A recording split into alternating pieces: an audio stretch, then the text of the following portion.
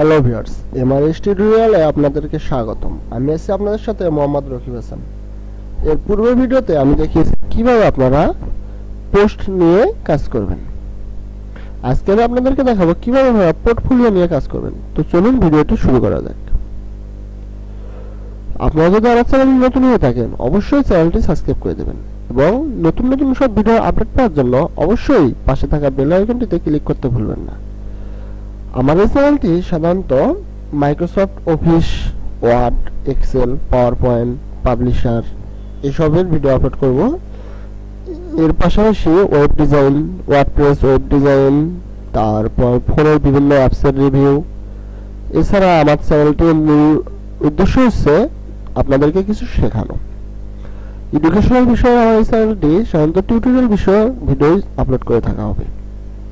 পাশাপাশি যদি অন্য কোনো ভিডিও আপলোড করে আপনারা যদি চান দেখতে পারেন, যদি মনে করেন যে না আমি শুধু এই চ্যানেলের টিউটোরিয়ালগুলোই দেখবো, তাও সেটা আপনাদের একান্ত ব্যক্তিগত ব্যাপার। তো কথা না বলে চলুন আমরা ভিডিওতে যাই। তো আমাদের এখানে যেটা দেওয়া আছে সেটা হলো পোর্টফোলিও। এখন আমি আগে বলি পোর্টফোলিওটা কি। আমি একটা ওয়েবসাইটে যাই,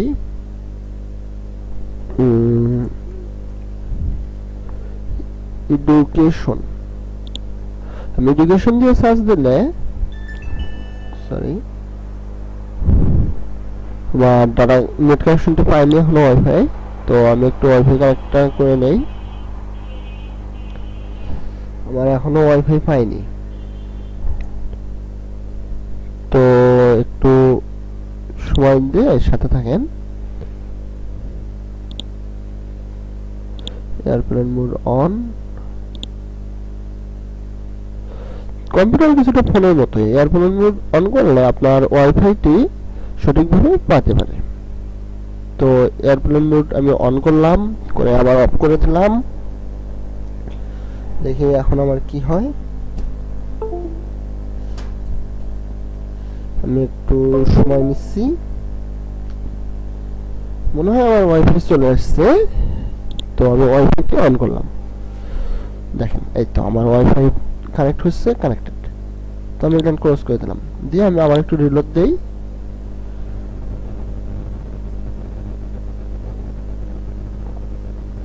তো রিলোড দেওয়ার পর এখানে দেখেন এডুকেশন নামে কিছু আসছে। ওকে, আমি একটা ওয়েবসাইটে গেলাম। ওয়েবসাইটে যাওয়ার পর আমি তো আপনাদেরকে পোর্টফোলিও নিয়ে বুঝাচ্ছি, তাই না? তো আমি একটু পোর্টফোলিওটাই আপনাদেরকে ক্লিয়ার করে দিই। তো এইটা একটা এডুকেশনাল ওয়েবসাইট। এই ওয়েবসাইটে পোর্টফোলিও না, এই ওয়েবসাইটে পোর্টফোলিও নেই। তো আমরা আগে কোনো একটা ওয়েবসাইট থেকে পোর্টফোলিওটা দেখে আসি। দেখি ইউনিসেফের আন্ডারে দেখি কি পোর্টফোলিও দেওয়া আছে। না, পোর্টফোলিও নাই।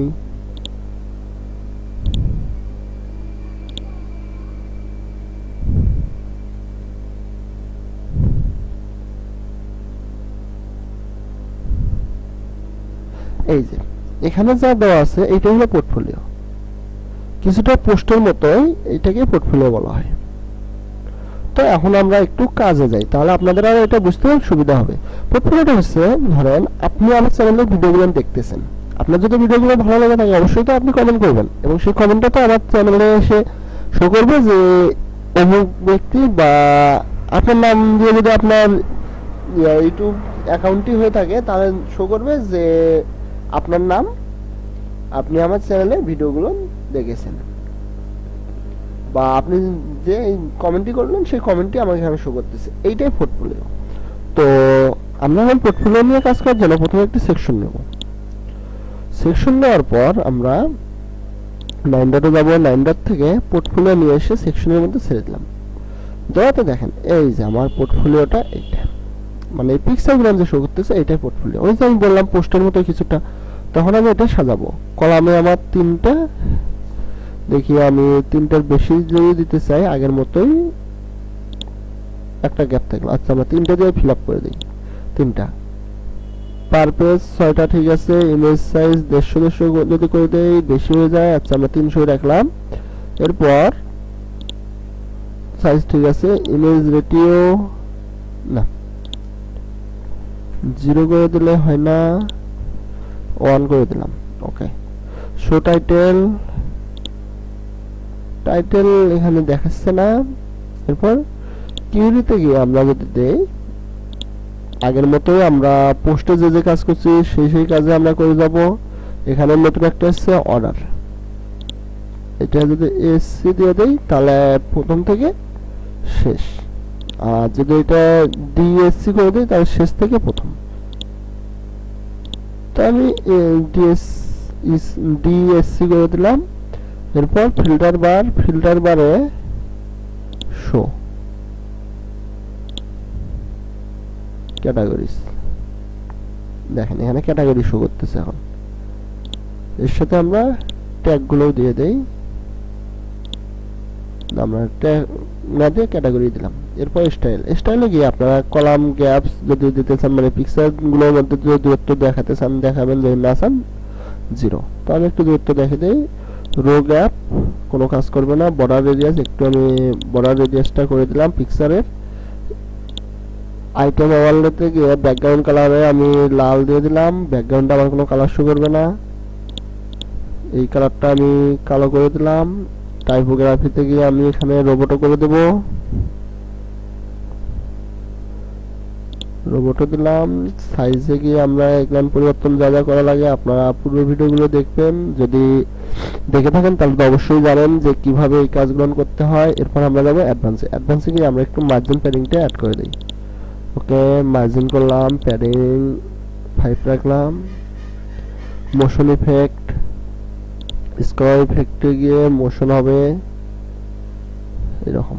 কিন্তু আমার স্টাইলে অল্প একটু সমস্যা হয়েছে, তা হলো আমরা যখন এখানে আইটেম ওভারলেতে গিয়ে টাইপোগ্রাফি করছি, সাইজটা আমার বেশি দেওয়া হয়েছে। তো আমরা এটা সাইজটা আরেকটু কাস্টমাইজ করে নেই, 20 দিলে কেমন হয়। ওকে, দেখেন পারফেক্ট ভাবে আমার কিন্তু এখানে দেখাচ্ছে। ওকে, আমরা এখন অ্যাডভান্সে যাই। অ্যাডভান্সে গিয়ে আমরা মোশন ইফেক্টে গেলে, আমাদের তো মোশন ইফেক্ট আমরা দিয়ে দিছি, পরিবর্তন হচ্ছে। স্ক্রলে গেলে ভার্টিক্যাল স্ক্রল করলে আপ। ওকে, স্পিড এখানে সব ঠিক আছে, বাকিগুলো আপনারা আপনাদের পারফেক্ট মতো করে নেবেন। ব্যাকগ্রাউন্ডটাও আপনারা করে নেবেন। আমি আমার পূর্বের ভিডিওগুলোতে দেখিয়েছি কিভাবে আপনারা এই কাজগুলো করবেন। তো এখানে আমি শুধু আপনাদেরকে একটু দেখাই পজিশনটা।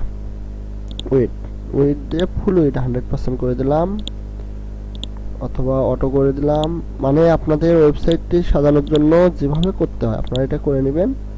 যদি কাস্টম করি কাস্টমও করে দিতে পারি। তো আমি 100 রাখলাম।